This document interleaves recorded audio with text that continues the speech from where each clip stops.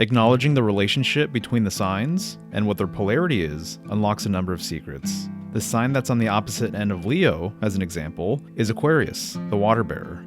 And this is one of the reasons, in my opinion, why you see a vase on top of this pillar in a 15th century version of the Strength card, which corresponds with Leo. You can also see a chalice or cup in this version of the card as well.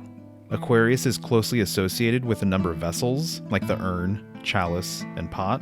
Symbolically, these vessels are said to contain everything from energy to frequency, electricity, and of course, even water.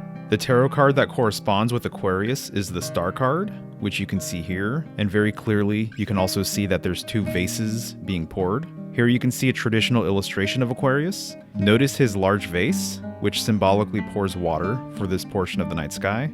Here's an Egyptian interpretation of Aquarius. Notice the two vases and the zigzag lines that represent water. Water being drawn this way is ancient, which is why these lines can also be seen in the symbol for Aquarius, which you can see here. This zigzag aesthetic is used in the hallway of Cardi B's WAP video, which I brought up in my last post. There's flooding in the hallway in some shots, by the way, which evokes this Aquarian quality. I think this is really interesting because Aquarius has a strong association with floods in general, including the Great Flood.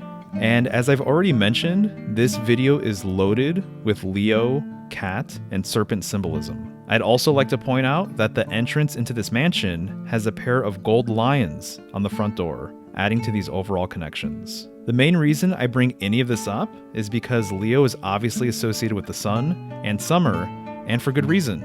But there's also a tradition connecting lions with waterways, rivers, fountains, and by extension, gateways and portals as well. There's a number of layers here historically and mythologically, but the fact that Leo is opposite Aquarius, I think is something worthy of consideration. The lion water rabbit hole is fascinating and would be really fun to explore someday, but it'll have to wait for another time. As always, I'd love to know what you think. Thanks.